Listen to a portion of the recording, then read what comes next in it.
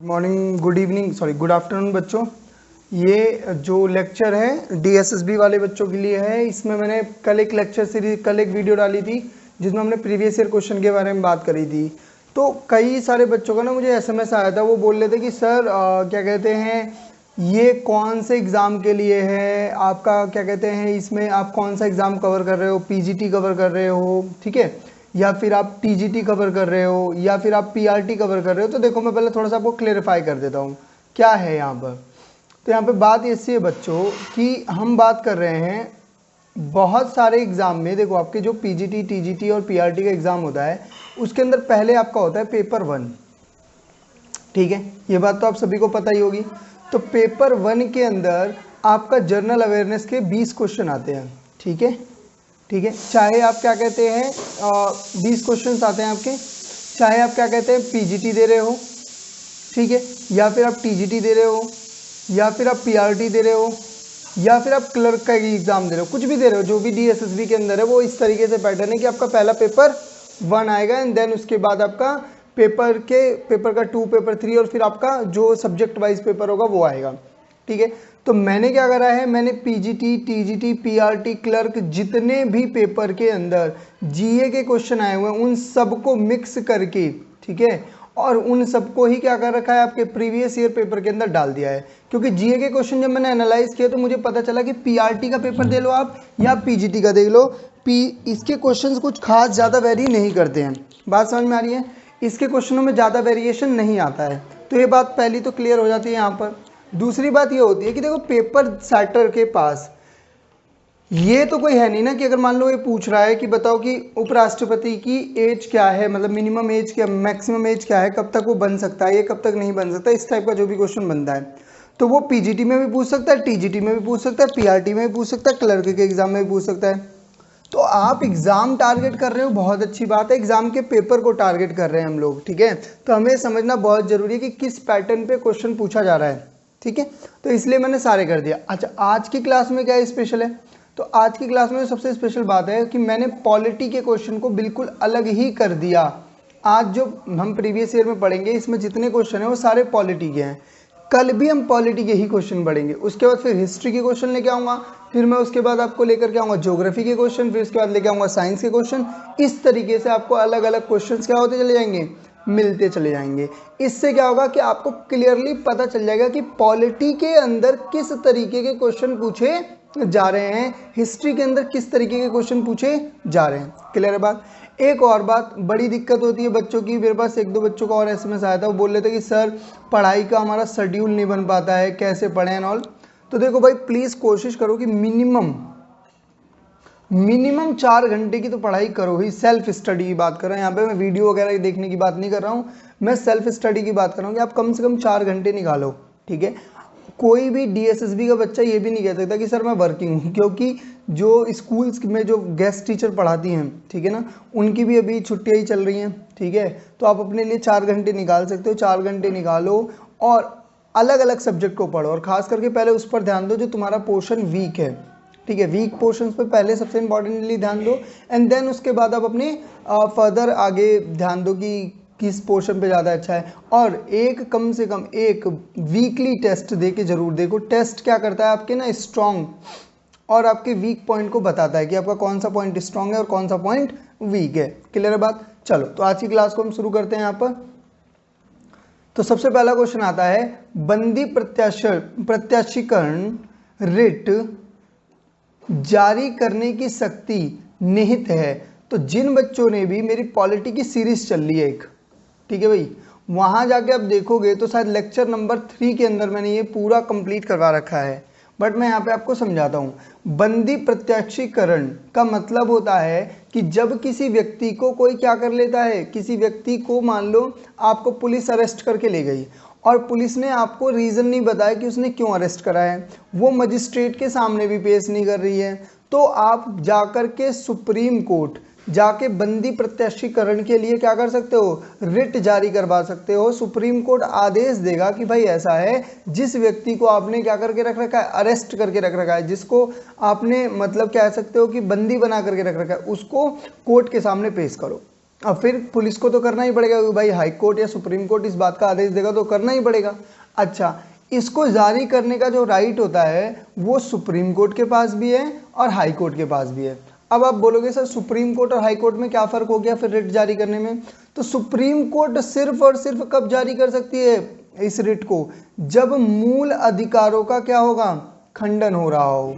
जब लगे कि मूल अधिकार क्या हो रहे हैं, वॉयलेटेड हो रहे हैं, तो सुप्रीम कोर्ट जारी करेगा। और मूल अधिकार साथ ही साथ और किसी भी मामले में, ठीक है, मूल अधिकार और कोई भी अदर मैटर होगा उसके अंदर कौन जारी कर सकता है? आपका उच्च न्यायालय। तो इसलिए इसका जो आंसर होगा वो क्या होगा, ए और बी। आंसर डी इसका क्या है, सही है। अब आ जाते हैं पॉइंट पावर वाली बात पे।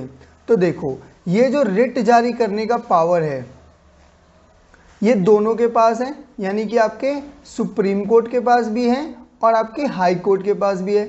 सुप्रीम कोर्ट को ये पावर देता है आर्टिकल 32 और हाई कोर्ट को ये पावर देता है आर्टिकल 226।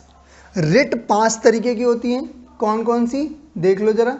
5 तरीके की होती है। सबसे पहली तो आपने यहीं पर देख रहे हो कौन सी, बंदी प्रत्याशीकरण।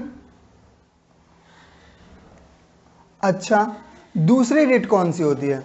ये खास करके वो बच्चे जिन्होंने वो वाली क्लास ले ली है प्लीज़ मुझे कमेंट करके बताओ, दूसरी कौन सी होती है? दूसरी होती है आपकी परमादेश। अच्छा, तीसरी रिट कौन सी होती है? तीसरी होती है उत्प्रेषण। और उसके बाद आपकी कौन सी आ जाती है? आपकी आ जाती है प्रतिषेध। और एक और आ जाती है कौन सी आपकी, अधिकार पंच। याद रहेगी। तो 5 तरीके की रिट है। हाई कोर्ट के पास 32 में, सॉरी, हाई कोर्ट के पास 226 में, सुप्रीम के पास कोर्ट के पास 32 में। हाई कोर्ट जो रिट जारी करेगा बच्चों, वो सिर्फ और सिर्फ कहाँ के लिए जारी कर सकता है? ध्यान से समझ लेना, कहाँ के लिए जारी कर सकता है?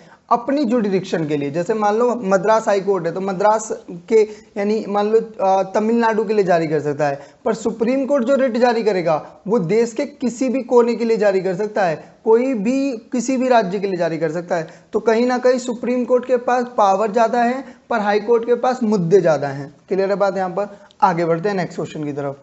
अगला क्वेश्चन क्या कहता है? अगला क्वेश्चन बोल रहा है भारत के उपराष्ट्रपति का कार्यकाल कितना होता है। यार ये क्वेश्चन तो आप लोगों को पता होना ही चाहिए, ठीक है। फिर भी अगर नहीं पता तो मैं आपको बता दूं, भारत के उपराष्ट्रपति का जो कार्यकाल होता है वो होता है बच्चों 5 साल का। भारत का उपराष्ट्रपति कितने सालों के लिए कार्यकाल पर रहता है? 5 सालों के कार्यकाल पर होता है। अब आ जाते हैं बात, थोड़ा ध्यान से समझते हैं। देखो, भारत का उपराष्ट्रपति ना चाहते हुए भी उपराष्ट्रपति बनते ही वो क्या बन जाता है आपका, वो सभा यानी आपकी जो क्या होती है, सॉरी, राज्यसभा जो होती है, राज्यसभा का क्या होता है? सभापति होता है। यानी कि राज्यसभा को चलाने का जो पूरा दायित्व है वो किसके हाथों में चला जाता है? वो आपके उपराष्ट्रपति के हाथों में चला जाता है। दूसरी बात, उपराष्ट्रपति का बच्चों ध्यान रखना चुनाव होता है, ठीक है। और ये चुनाव कहाँ पर होता है? संसद के अंदर, ठीक है। और एक बात याद रखना, ये चुनाव की प्रक्रिया कौन से आर्टिकल में लिखी हुई है? तो आर्टिकल 69 के अंदर लिखी हुई है। जबकि भारत में एक उपराष्ट्रपति होना चाहिए, ये बात कौन सा आर्टिकल कहता है? तो ये बात कहता है आपका आर्टिकल 63। आर्टिकल 63 बोलता है कि भाई भारत के अंदर एक उपराष्ट्रपति तो होना ही चाहिए। अच्छा, कई बार बच्चों को एक बात क्लियर नहीं होती है कि भाई उपराष्ट्रपति को शपथ कौन दिलाता है? तो ध्यान रखना, शपथ दिलाने का जो काम करता है, अगर राष्ट्रपति है तो राष्ट्रपति दिलाएगा, और अगर राष्ट्रपति नहीं है तो वो किसी व्यक्ति को क्या करेगा, उसकी जगह पर अपॉइंट करेगा। क्लियर है बात? यहां पर आगे देखो एक और बात, इस समय कौन है? तो इस समय जो उपराष्ट्रपति हैं वो हैं आपके कौन? वेंकैया नायडू।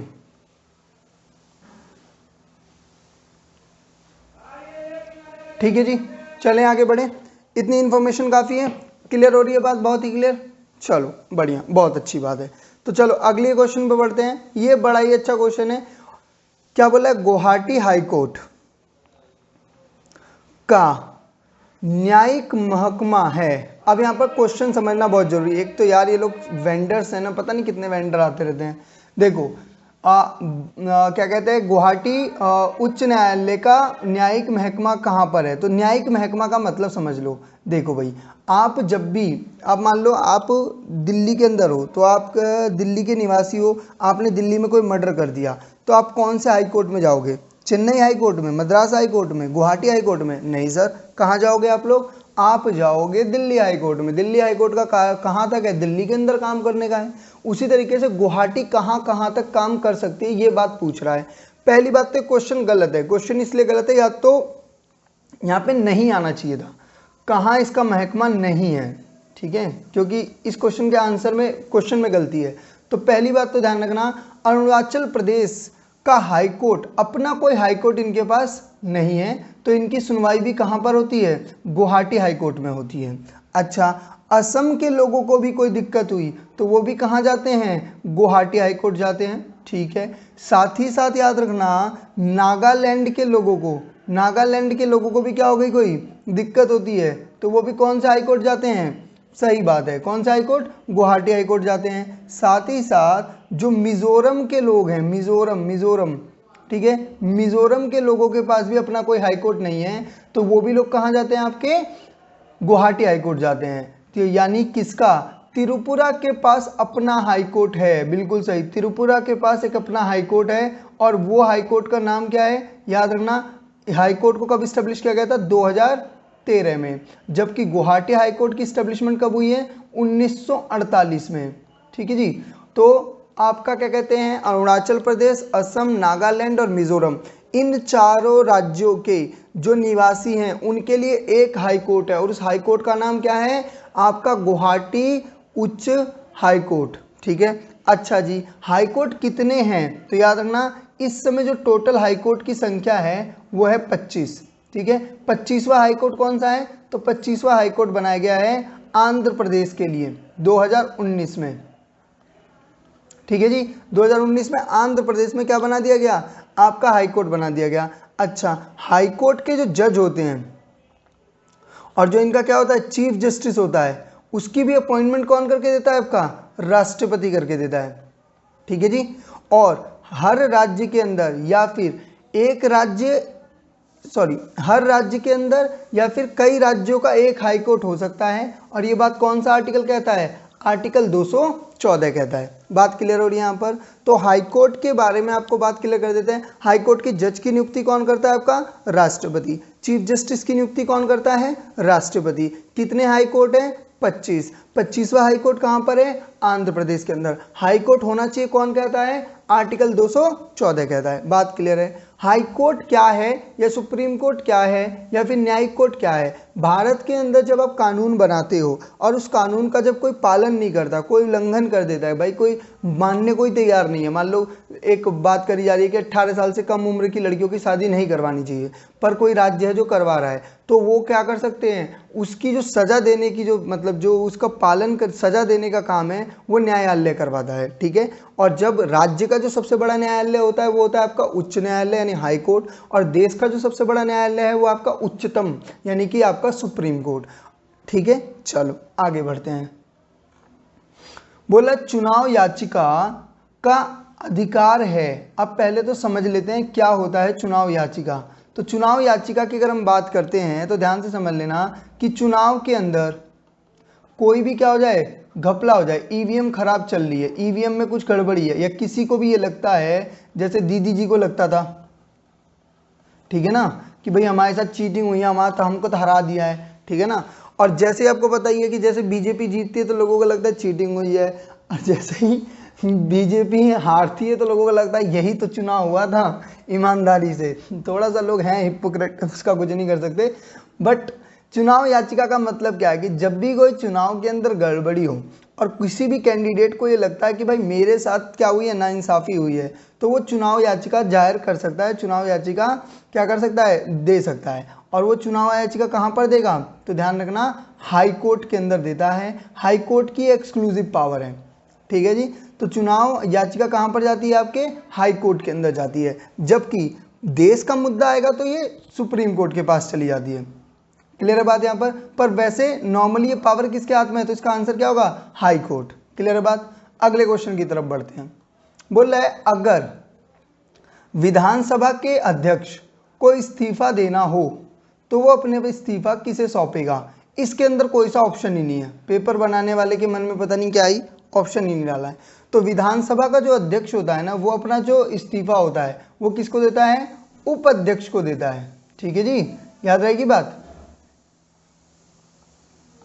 और जब तक नया अध्यक्ष चुना ना जाए तब तक उपाध्यक्ष ही अध्यक्ष के रूप में क्या करता है, विधानसभा का कार्यभार संभालता है।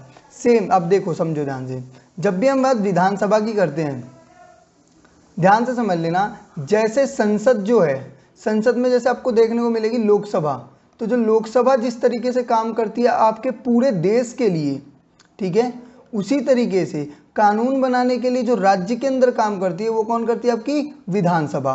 और विधानसभा की जो मैक्सिमम सीटों की संख्या हो सकती है वो हो सकती है कितनी, वो हो सकती है भाई साहब 500, और मिनिमम जो हो सकती है वो हो सकती है 60।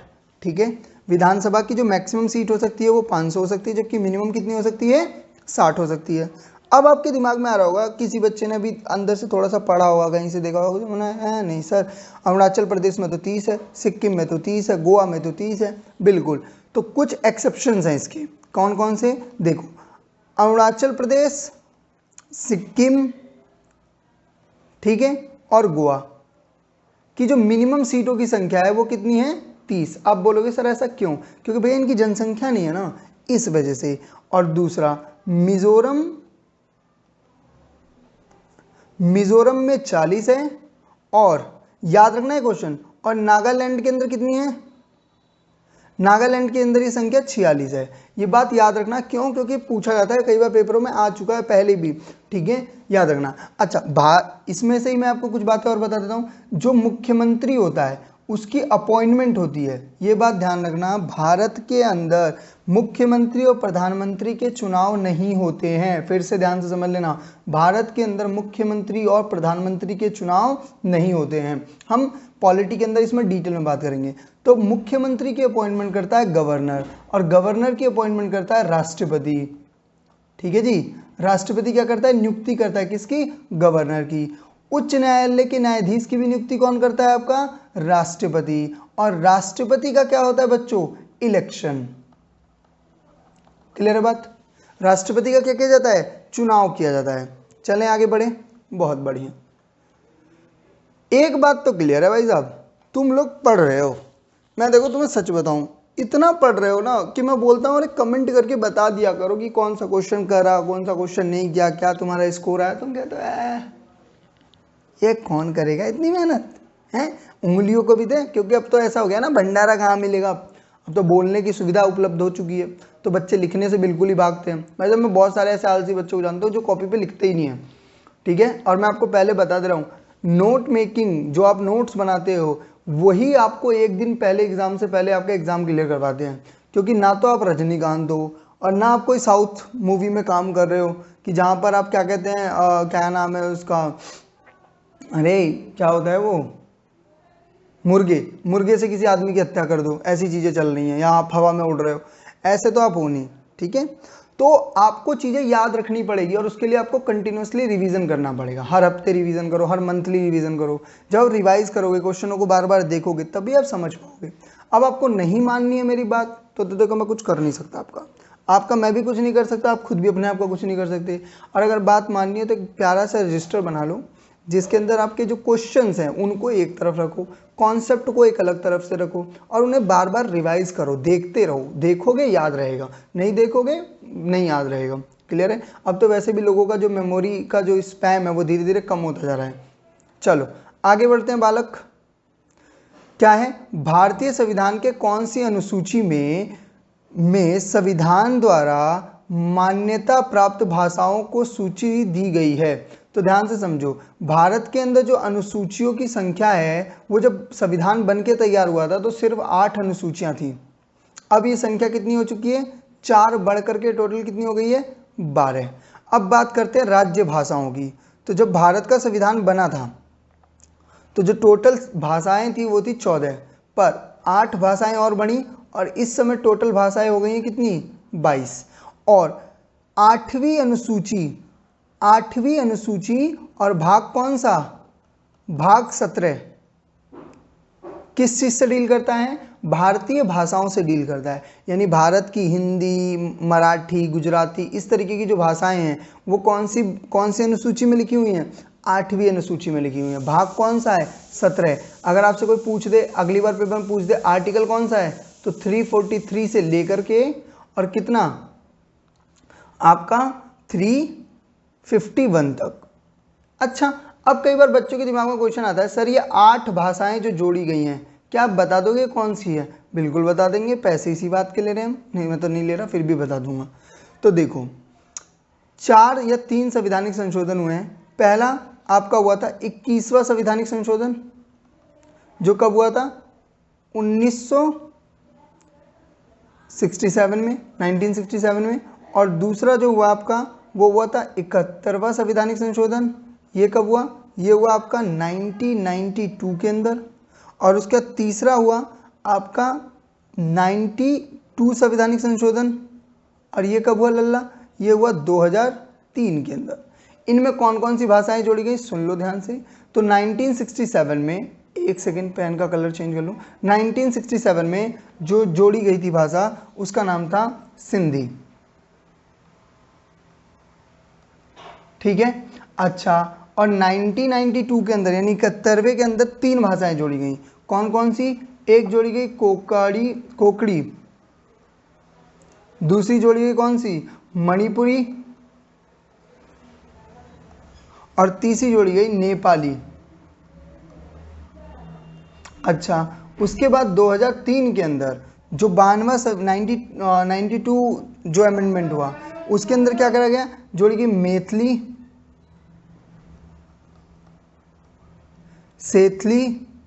सैंथली, और उसके बाद आपका क्या कहते हैं, डोगरी और बोडा। तो टोटल अब कितनी हो गई है, 14 तो वो थी ही जो थी, 14, 15, 16, 17, 18, 19, 20, 21 और 22, तो 22 भाषाएं हो गई। अब टोटल 22 भाषाएं हैं भारत के अंदर, जिसमें से आपको मैंने संवैधानिक संशोधन भी बता दिया और मैंने बता दिया कौन कौन सी भाषाएं ऐड करी गई हैं। मैं एक और लिस्ट बना दूंगा, एक वीडियो बना दूंगा जिसमें मैं आपको भाषाएं, राज्य और कौन सी जनजाति किस भाषा को बोलती है, ये सारी बात मैं आपको बता दूंगा। आगे बढ़ते हैं नेक्स्ट। निम्नलिखित में से भारतीय संविधान के किस अनुसूची में भारत के राज्य और केंद्र शासित प्रदेशों की नाम दिए गए हैं? तो ध्यान से समझ लेना, आप जब संविधान की किताब को खोलोगे तो उसका आर्टिकल 1 से लेकर के 4 तक भारत के बारे में ही बात करता है कि भारत क्या है, भारत के अंदर कौन कौन से राज्य हैं, भारत के अंदर कौन कौन से केंद्र शासित प्रदेश हैं, ठीक है। केंद्र शासित प्रदेश का मतलब होता है वो जो राज्य नहीं बने, जिनका नियंत्रण किसके हाथ में रह गया, केंद्र सरकार के हाथ में रह गया। तो पहली अनुसूची जो है बच्चों, ठीक है, पहली अनुसूची के अंदर आपकी लिस्ट दे रखी है किस चीज की, स्टेट और यूनियन टेरिटरी के नामों की, कि कौन कौन सी यूनियन टेरिटरीज हैं और कौन कौन से स्टेट हैं। तो मैं थोड़ा सा आपका ज्ञान बढ़ा देता हूं। भारत में स्टेट जो हैं वो हैं 28 और यूनियन टेरिटरी जो हैं वो हैं 8। अच्छा, दूसरी अनुसूची के अंदर बच्चों दिया गया है सैलरी। क्या दिया गया है, सैलरी। किसकी सैलरी, आपके राष्ट्रपति की, आपके क्या कहते हैं जजों की,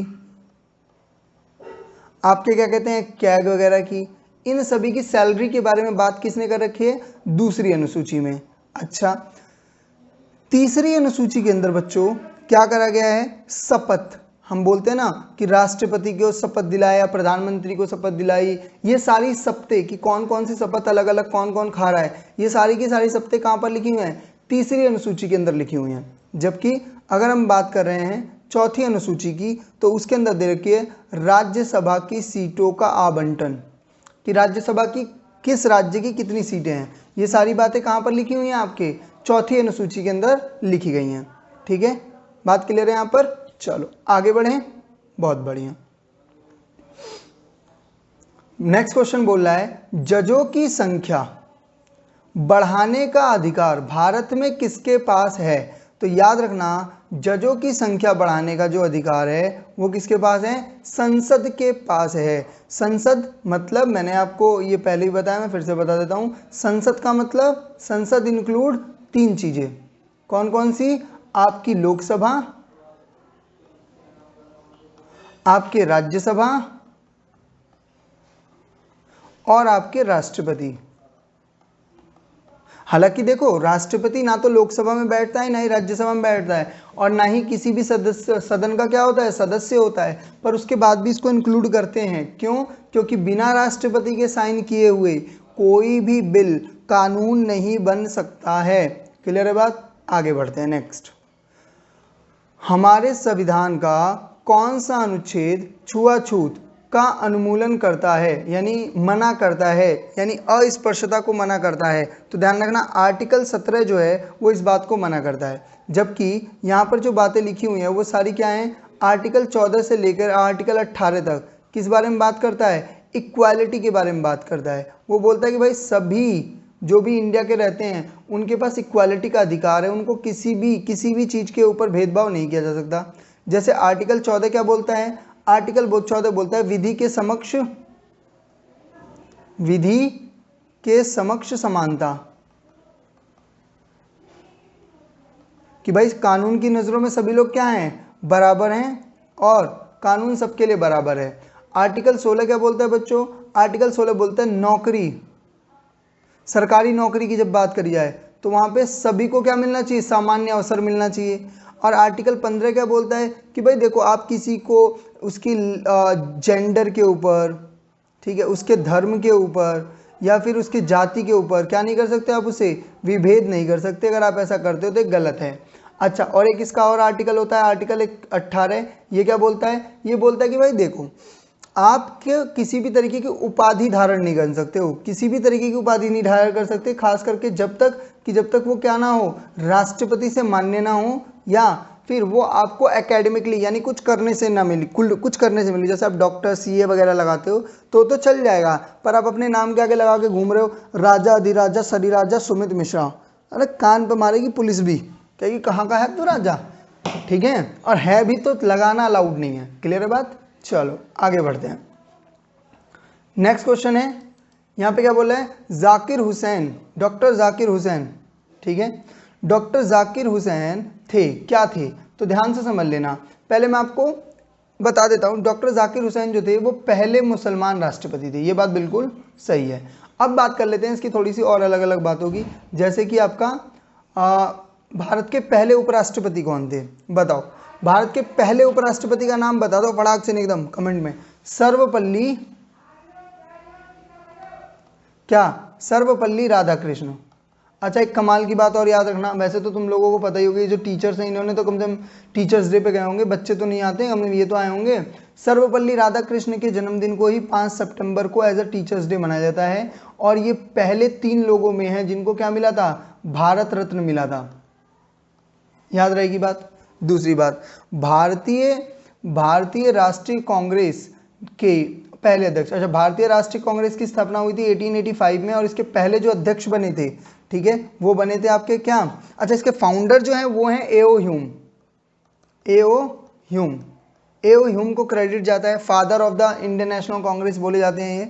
और इसके जो पहले अध्यक्ष बने थे वो जरूर नाम याद रखना, और वो कौन है आपके? वोमेश बख्शी, चंद बैनर्जी, बंगाली थे ये। अच्छा जी, भारत के पहले अध्यक्ष, पहले लोकसभा के अध्यक्ष, पहली लोकसभा बैठी थी 1952 के अंदर, और पहले अध्यक्ष कौन थे इसके थे गणेश वासुदेव महावलंकर, याद रख लेना। अच्छा, एक बात याद रखना, इस समय लोकसभा के अध्यक्ष कौन है? बताओ फटाफट। ओम बिरला, ठीक है जी। चलो, तो आज की क्लास को यहीं पर करते हैं समाप्त, ठीक है। आपके लिए इतना सा ही काम है, जो इन्फॉर्मेशन यहाँ पे लिखी हुई है आप उसे कॉपी पे लिखो। मैंने आपको पॉलिटी के लेक्चर सीरीज चला रखी है, कल हमने इमरजेंसी फिनिश करा था, आज हो सकता है मैं सोच रहा हूँ इमरजेंसी के क्वेश्चंस डाले जाएं, तो देखते हैं, अभी सोचूंगा बताऊंगा। तब तक के लिए अपना ध्यान रखो, चैनल को लाइक शेयर एंड सब्सक्राइब करते रहो, वीडियोस को शेयर करो अपने फ्रेंड्स के साथ जो पढ़ने वाले बच्चे हैं। और अगर आप नोट नहीं कर रहे हो तो मतलब आप अपना टाइम वेस्ट कर रहे हो, ट्रस्ट मी, अगर आप नोटबुक में कॉपी पे लिख नहीं रहे हो तो। Bye, take care.